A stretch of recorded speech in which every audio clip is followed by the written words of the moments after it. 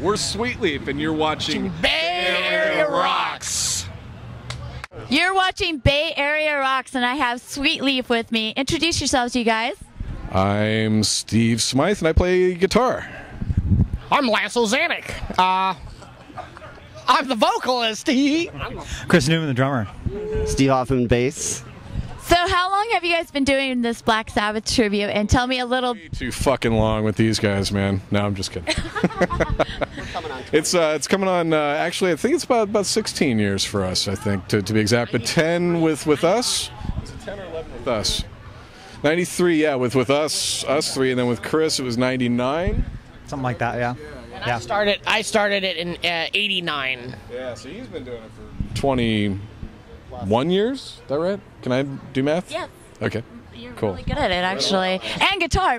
All those patterns and shit. So, yeah. So let's talk about Schizo and all the other bands you're in. Schizo and Electric Funeral and, of course, the Sweetleaf and Monsters of Rock. And Rat Pack kind of disbanded. Sometimes, yeah, and Toxic Lop sometimes. That's an oldie but a goodie. Yeah, if you like the Mentors. And Dan the Mosh Man. Yeah. I think, is that it? How many bands? Schizo? I don't know. You should keep track of your bands. Okay. I think that's it. I also played with David Allan Coe's backup band. They were called Dang Bay. Sweet. That was pretty cool. I play in Sweetleaf. That is it. And what? Rock. And, okay, Monsters of Rock, yes. And past bands I played in the tents and a little VR. Yeah, a little Sweet. Vendetta. And Araya. A little Araya. Yes. And Hoffman. Hi. Let's see, what do I do? Well, we got the S&S project. And I play in kind of a jazz fusion-y band called Core, and I do a jazz duo called Jazz Duality, and I do symphony, opera, what else? Sweetleaf.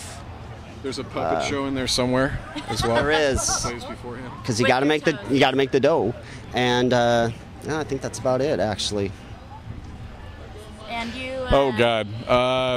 I've played with every band but the band that your mother was in, and I now currently play in Forbidden, and I'm also in Sweetleaf, and we also have the S&S project with this gentleman behind me on bass and myself on guitar, and we're currently working on our follow-up record to our debut that came out about 3 years ago.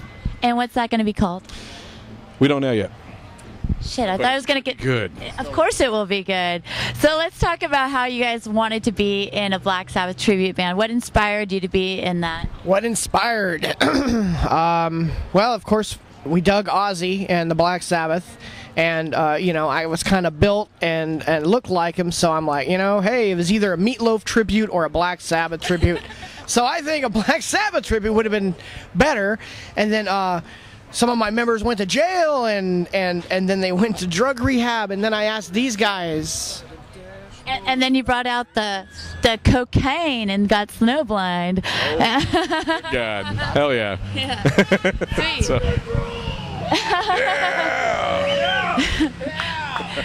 So what actually inspired you to start playing guitar, Steve?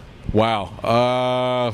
Two people in particular. Actually, there was one gentleman in particular who's probably not here tonight, but a guy by the name of Mike was a neighborhood friend of mine. He was playing guitar, and he got frustrated with his guitar, threw it at me, and said, "Here, you figure out how to play Back in Black," and that started it from there. So Angus Young, Joe Perry, and the list grew into metal, definitely from there, not shortly after that. Sabbath being one of the first bands I ever heard, the very first record, actually, and The Wizard was the first song I was ever played. And I was getting stoned, and it blew my fucking mind. So it was really, really heavy and scary and cool. So I really dug it, and just grew on me from there. Randy Rhoads definitely was a huge influence. And when we actually hooked up with Lance, Steve was already playing with him in an earlier version of Sweetleaf, and I kind of weaseled my way about asking these guys if they wanted to do some Rhoads era Ozzy, and it's grown from there. And what is your favorite Black Sabbath song that you play? Wow. There's too many. But Sabbath Bloody Sabbath, definitely. Sweet Leaf, of course. What else? Man, every Sabbath song. It's too hard to pick those, but I mean, generally, I mean, something like Sabbath Play Sabbath, After Forever. Yeah. There's tons. Too many. What about you, Hoffman? What made you want to start playing bass, and what's your favorite Sabbath song? You know, it was my brother, actually. My brother's played in bands, and I used to just watch them, and, you know, it's like it was just there. And one brother played guitar, and my other brother played drums, so it seemed kind of right that I played bass. And I never jammed with him, but, well, we did a couple times. But anyway, Geezer, he's the man. It's like Sabbath Bloody Sabbath was like the first album that I listened to, and it just freaked me out. I loved it. Geezer is all over it, man. He's like my favorite. Steve Harris, definitely Geddy Lee. I don't know. I got tons. Jocko's fucking amazing. It just blows my mind. Chris Squire of Yes. I love Chris Squire. His tone. The fucking tone is killer. Nice Rickenbacker, by the way. Thank you. Yeah. Thank you. I love that bass. That's my baby. What's your favorite Sabbath song? You know, I love doing War Pigs. I just think that's like the Sabbath song, you know. And anything off Masters of Reality, because that album is just brilliant. So, yeah, I love it. Okay, I do want to definitely thank both of these two guys for sure, because they are the reason why I'm playing bass myself. This is my bass teacher. I want that guy's sweater. He was my motivator. I wanted him to teach me Led Zeppelin, and he told me, no, you have to learn a Black Sabbath song, which was Electric Funeral, and I got to play with Schizo for a while doing that Electric Funeral and everything like that. So, Children of the Grave. Yep, and Children of the Grave. So, Chris, what made you start playing drums, and what is your favorite Black Sabbath song? Probably my grandparents got me started playing the drums back in the day. Gramps, back when man. I was 7, stuff like that. Bought us our first drum set.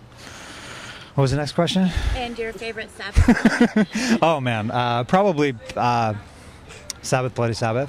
It's a good one. What's your And favorite Ozzy song to play? oh my God, SATO is a good one. How about you, Lance? What made you want to play the bass and start Schizo and also mastermind everything else in your head? Well, I would have to say it wasn't virtuoso music or musicians or anything. It was like The Exorcist made me want to play metal, and Kiss, Alice Cooper, crazy stuff. Arthur Brown, panties down, and whoa, what's wrong with me? Everything. Now, well, you know, I like and Venom, Slayer, Creator, Thrash. You know what inspires me? Forbidden. What's your favorite Sabbath song? Inspires me. Yeah, that's nice. I love that Christmas sweater. Sweater, man. That's Nice. Show it off. Be proud. I like this one. Is that your favorite one? Holy shit. Well, I mean, scarves and snowmen. Yeah. What could be better than scarves and snowmen? Nothing, except for cookies and LSD. If I could puke right now, I would. Tell me what your favorite Black Sabbath song is. Well, Behind the Wall of Sleep, just because that vocal thing he does kind of trips me out, and I like the Warning. I like that guitar solo that they do, and I like long Sabbath songs for some reason. I don't like the short ones. So any long Sabbath song is a friend of mine. And what made you start puking, Lance? Oh. All right. Well, like I said, The Exorcist was a big inspiration. So, and I grew up in a fucked up little town. I don't want to say where. And I drank some root beer.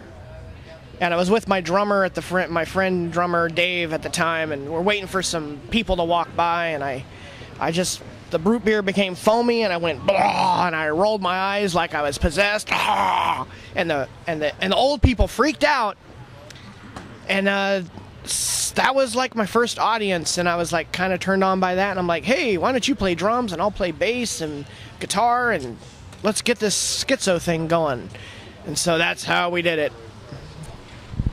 I have to say, one of my favorite times ever playing with you guys was on Broadway when the guy brought that wet dead rabbit. Remember that? And it was Easter. It was Easter. And he threw it up. And it hit Ken in the shoulder, and you decided to projectile puke on him while he was in the pit, and you actually hit him. Remember? Yeah. And he was all, yeah! And I was all, man, I am in a really fucked up band. That's what I remembered. Absolutely. So, But yeah. yeah, his mouth was open. And when I played with Fluff Girl, and you puked in Bob's mouth.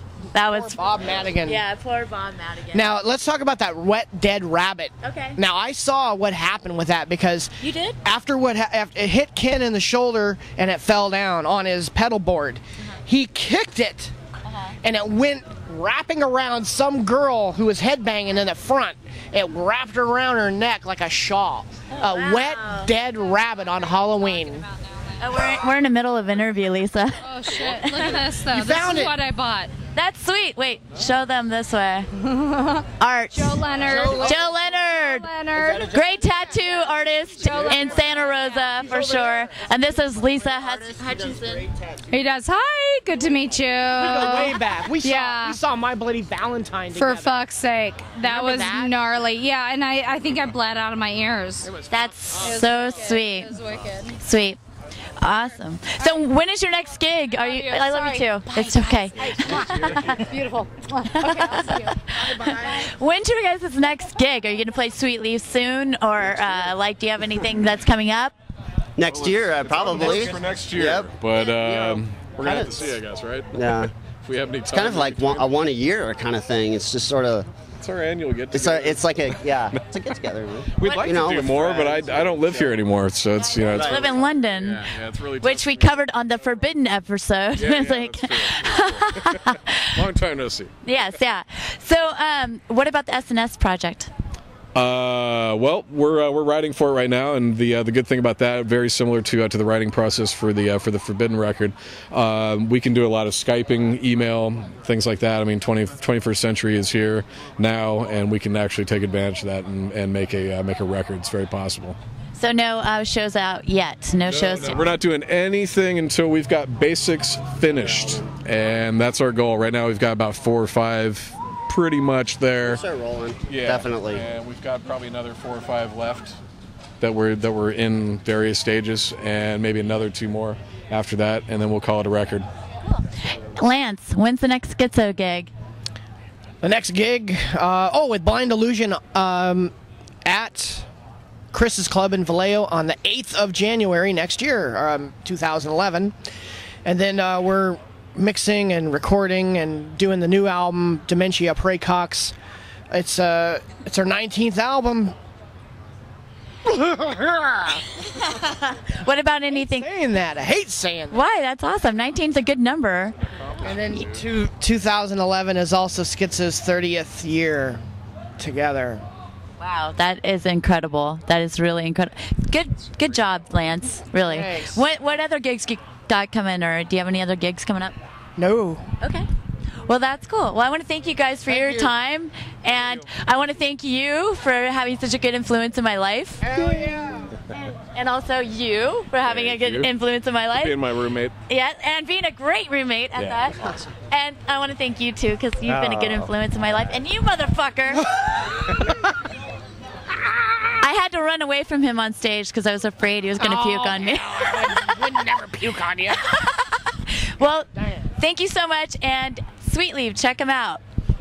And Schizo and SNS Project. You're watching Bay Area Rocks. Bay Area rocks.